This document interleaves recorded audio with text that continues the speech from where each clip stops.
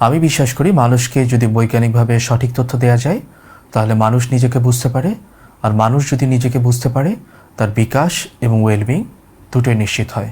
অনেকে মনে করেন বোকাদেরকে বুঝতে হলে বুদ্ধিমানদেরকে বোঝা প্রয়োজন। মনোবিজ্ঞানের দৃষ্টিকোণ থেকে বুদ্ধি বলতে আমরা বুঝে থাকি যুক্তির গভীরতা, কোনো কিছু প্ল্যান করার দক্ষতা, কোনো ডিসিশন নেওয়ার দক্ষতা, কোনো কিছুকে বোঝার দক্ষতা, বিমূর্ত চিন্তাভাবনা করার দক্ষতা, কোনো কিছুকে কেউ কত তাড়াতাড়ি শিখতে পারে, কেউ তার অভিজ্ঞতা থেকে কত তাড়াতাড়ি শিখতে পারে, এই জিনিসগুলো। বোকামির সাথে বুদ্ধিমত্তার খুব বেশি সম্পর্ক নেই। একজন মানুষের যুক্তি, বোঝার ক্ষমতা কিংবা বিমূর্ত চিন্তাভাবনা, শেখার ক্ষমতা এগুলো ঠিক থাকতে পারে, তারপরও সে বোকামিপূর্ণ আচরণ করতে পারে। সুতরাং বোকা হতে হলে আপনার বুদ্ধি যে কম হতে হবে এটা জরুরি না। আবার বোকা বলতে অনেকে বুদ্ধি প্রতিবন্ধীদেরকে বুঝে থাকেন। বুদ্ধি প্রতিবন্ধীরা বোকা না, তারা সহজ সরল। মনোবিজ্ঞানের ভাষায় সাধারণত যাদের আইকিউ 70-এর কম হয় তাদেরকে আমরা বুদ্ধি প্রতিবন্ধী বলি। বুদ্ধি প্রতিবন্ধী হচ্ছে সেই বাচ্চারা বা ব্যক্তিরা যারা ঠিকমতো লিখতে পারে না, পড়তে পারে না, অথবা দৈনন্দিন জীবনের কাজকর্ম করতে পারে না। তারা সহজ সরল হয়ে থাকে, কিন্তু তারা বোকা না। আবার বোকা বলতে অনেকে কগনিটিভ বায়াস বুঝিয়ে থাকেন। কগনিটিভ বায়াসের সাথে বোকামির সম্পর্ক নেই। কগনিটিভ বায়াস প্রত্যেক মানুষেরই কম বেশি আছে। যেমন আমরা যেটা বিশ্বাস করি আমরা সাধারণত সেই পক্ষেই সবসময় যুক্তি খুঁজে বের করার চেষ্টা করি। তার ফলে সরকারি দলের সমর্থকরা সবসময় উন্নয়ন দেখতে পায়, অন্যদিকে বিরোধী দলের সমর্থকরা সবসময় অবক্ষয় দেখতে পায়। এটাকে বলা হয় কনফার্মেশন বায়াস। আবার যাদের মধ্যে সোশ্যাল অ্যাংজাইটি আছে তারা মানুষের নেগেটিভ আচার আচরণ বেশি দেখতে পায়। যাদের মধ্যে প্যানিক অ্যাটাকের সমস্যা আছে তাদের শরীরের হার্ট রেট যদি বেশি বেড়ে যায় মনে করে যে তাদের কোনো হার্টের সমস্যা হয়েছে। এগুলোকে আমরা বলি অ্যাটেনশনাল বায়াস। তো অ্যাটেনশনের বায়াস, কনফার্মেশন বায়াস, এগুলো হচ্ছে কগনিটিভ বায়াস। এটা হচ্ছে চিন্তার একটা প্রবণতা বা ঝোঁক। এগুলো বোকামি না, এটা প্রত্যেকটা মানুষ তাদের অভিজ্ঞতা থেকে একটা নির্দিষ্ট স্টাইলে চিন্তা করে, সেখান থেকে জন্ম নেয়। তাহলে বোকামি আসলে কি? বোকামি হচ্ছে আমরা বলে থাকি মনোবিজ্ঞানের দৃষ্টিকোণ থেকে যে কোনো মানুষ এমন কোনো কাজ যখন করে যার ফলে অন্যের ক্ষতি হয় এবং তার কোনো এখান থেকে লাভ হয় না। অথবা বোকামি বলা হয়ে থাকে কোনো মানুষ যখন একই ভুল বারবার করতে থাকে। তাহলে বোকা কারা বা কোন ধরনের আচরণকে আমরা বোকামিপূর্ণ আচরণ বলবো? বিখ্যাত মনোবিজ্ঞানীরা এ সম্পর্কে মতামত দিয়ে গেছেন, নানা রকম গবেষণা করেছেন। তারা দেখেছেন যারা বোকা হয়ে থাকেন তারা তাদের চিন্তাভাবনা এবং বিশ্বাসের প্রতি কখনো সন্দেহ পোষণ করেন না। তাদের চিন্তাভাবনা এবং বিশ্বাসে তাদের অবিচল আস্থা থাকে। আরেকটা জিনিস হচ্ছে যাদের যোগ্যতা বা দক্ষতা কম তারা সাধারণত নিজেকে অধিক যোগ্য এবং দক্ষ মনে করেন।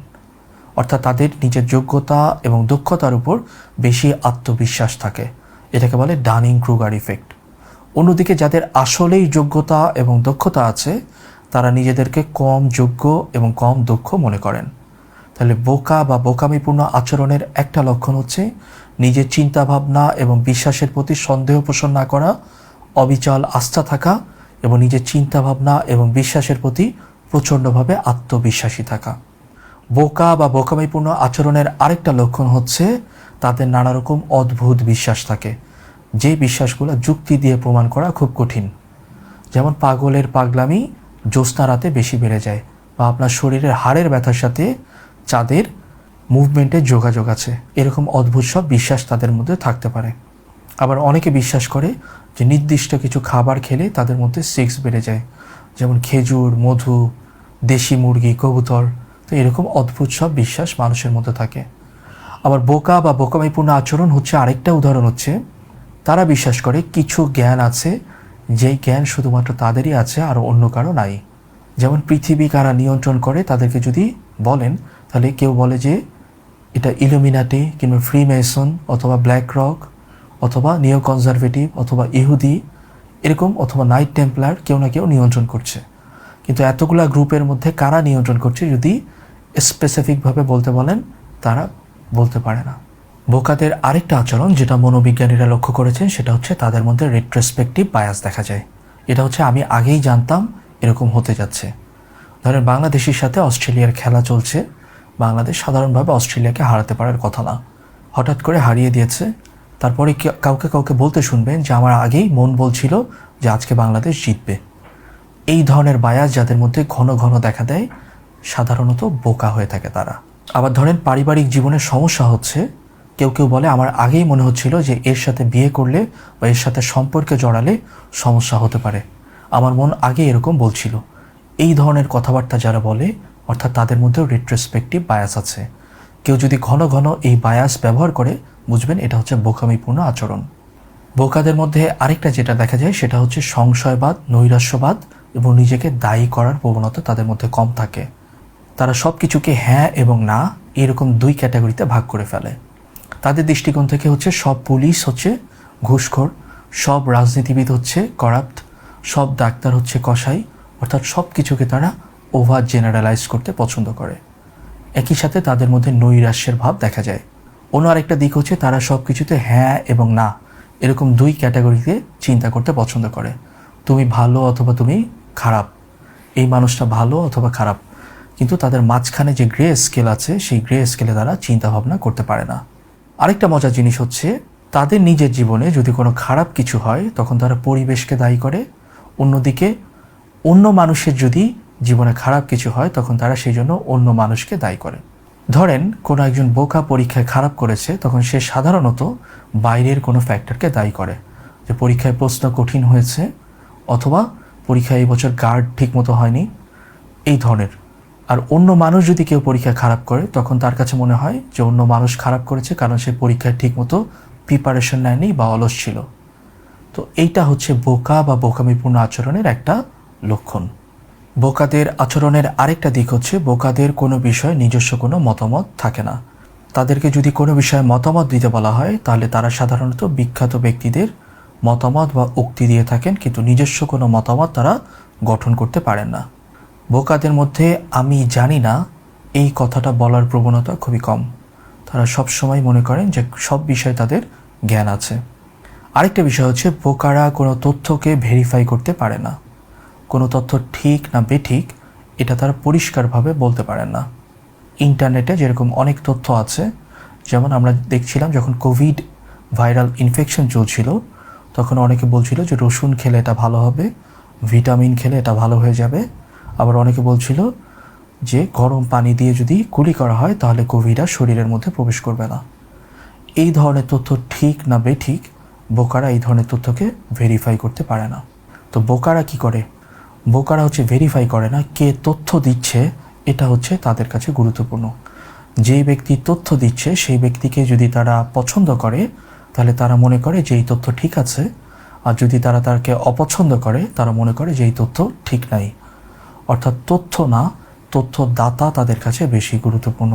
তাহলে নিজের চিন্তা বা বিশ্বাসের প্রতি কখনো সন্দেহ প্রকাশ না করা, অদ্ভুত সব বিশ্বাসে বিশ্বাসী হওয়া, রেট্রোস্পেক্টিভ বায়াস, নৈরাশ্যবাদী হওয়া, নিজের নিজস্ব কোনো মতামত না থাকা, এগুলোকে মনোবিজ্ঞানের দৃষ্টিকোণ থেকে বিখ্যাত মনোবিজ্ঞানীরা মনে করে থাকেন যে বোকামিপূর্ণ আচরণ বা বোকাদের লক্ষণ। তো আপনি একজন বোকাকে চিনবেন কি করে? যারা সোশ্যাল মিডিয়া নিয়ে গবেষণা করেন কিংবা যারা অর্গানাইজেশনাল সাইকোলজি নিয়ে গবেষণা করেন তারা বোকাদেরকে চেনার কিছু উপায় বর্ণনা করেছেন। দেখা গেছে যে যারা ইন্টারনেট ব্যবহার করেন সেখানে যে মানুষরা বোকামিপূর্ণ আচরণ করেন তারা সব সময় মানুষের চোখের সামনে নিজেকে তুলে ধরতে চান এবং এই তুলে ধরার জন্য তারা অদ্ভুত সব কাজ করেন। যেমন যারা টিকটক ভিডিও করেন তারা অনেক সময় উঁচু উঁচু বিল্ডিং থেকে লাফ দেন, ট্রেনের মধ্যে রিস্কি সব কাজ করেন, মোটরসাইকেল নিয়ে স্টান্ট দেখান, এই ধরনের বোকামিপূর্ণ আচরণ করেন। অর্থাৎ মানুষের সামনে নিজেকে প্রচার করা বা মানুষের দৃষ্টি আকর্ষণ করার জন্য ভয়ঙ্কর সব ঝুঁকি নেওয়া, এগুলা হচ্ছে ইন্টারনেটে বোকাদের চেনার একটা উপায়। ইন্টারনেটে বোকাদের চেনার আরেকটা উপায় হচ্ছে বোকারা বাস্তব জীবনে যেরকম আচরণ করে থাকে ভার্চুয়াল জগতে তার চেয়ে আলাদা আচরণ করেন। তো বোকারা বাস্তব জীবনে হয়তো খুব ভদ্র, কোনো মানুষকে হয়তো কঠিন কথা বলতে পারে না, কিন্তু ইন্টারনেটে দেখা যায় তারা বুলি করে। তো বুলি করার সাথে রিলেটেড আরেকটা বৈশিষ্ট্য হচ্ছে বোকারা সাধারণত খুব কেয়ারফুলি ভিকটিমকে সিলেক্ট করে। তো যে হয়তো 3 কোটি টাকার ঋণ খেলাপি তাকে হয়তো তারা খুব সহজেই অপমানজনক নানা রকম কথাবার্তা বলতে পারে, কিন্তু যে 3,000 কোটি টাকার ঋণ খেলাপি তাকে নিয়ে তারা কোনো কথা বলে না। এটা হচ্ছে তারা খুব কেয়ারফুলি ভিকটিম সিলেক্ট করে। চাকরির ক্ষেত্রে বোকারা মনে করে যে সেই হচ্ছে বুদ্ধিমান এবং তার চারপাশে যত মানুষ আছে তারা হচ্ছে সবাই বোকা, তাদের কারণে সে সামনের দিকে যেতে পারছে না। বোকারা আবার চাকরির ক্ষেত্রে আশেপাশের সব মানুষকে নিজের প্রতিদ্বন্দ্বী মনে করে। চাকরির ক্ষেত্রে বোকারা কাউকে ট্রাস্ট করতে পারে না। তো আপনি ইন্টারনেটে এবং চাকরির ক্ষেত্রে কোনো মানুষকে যদি এরকম আচরণ সবসময় করতে দেখেন, তাহলে বুঝবেন যে এই মানুষটা হচ্ছে বোকা। তো আজকে আমরা বোকাদের নিয়ে কথা বলছিলাম। বোকা কারা, বোকারা কী ধরনের আচরণ করে থাকেন, এবং আপনি ইন্টারনেটে এবং চাকরির ক্ষেত্রে বোকাদেরকে কিভাবে চিনবেন। তো বোকাদের সাথে আপনি কিভাবে ডিল করবেন। বলা হয়ে থাকে বোকাদের সাথে ডিল করার সবচেয়ে ভালো উপায় হচ্ছে তাদের কাছাকাছি না যাওয়া, তাদের সাথে তর্ক না করা এবং তাদের সাথে ঝগড়া না করা। অর্থাৎ তাদের থেকে আপনি যত দূরে থাকবেন তত ভালো। আরেকটা হচ্ছে বোকারা যদি কোনো বোকামিপূর্ণ আচরণ করে থাকেন, তাহলে তাদেরকে ক্ষমা করে দেওয়া এবং ক্ষমার সুন্দর দৃষ্টিকোণ থেকে তাদেরকে দেখা, তাদের প্রতি এক ধরনের সহানুভূতি পোষণ করা, যে তারা হচ্ছে মানব প্রজাতির অংশ। বোকারা সাধারণত তাদের আচরণ পরিবর্তন করতে পারে না, এবং এটা হচ্ছে একটা লাইফ লং প্যাটার্ন। অনেক বুদ্ধিমান মানুষ মাঝে মাঝে বোকামিপূর্ণ আচরণ করেন, কিন্তু তারা বোকা না। বোকারা এই ঘটনাটা, এই কাজগুলো ঘন ঘন করতে থাকেন। এই জন্য বোকাদের থেকে দূরে থাকা জরুরি। আশা করি বোকাদের এই আচরণ যেগুলো বর্ণনা করলাম, এগুলো আপনাদের বোকাদেরকে চিনতে সহায়তা করবে এবং আপনাদের জীবনে অনেক ঝামেলা থেকে আপনারা দূরে থাকতে পারবেন। ভালো থাকবেন।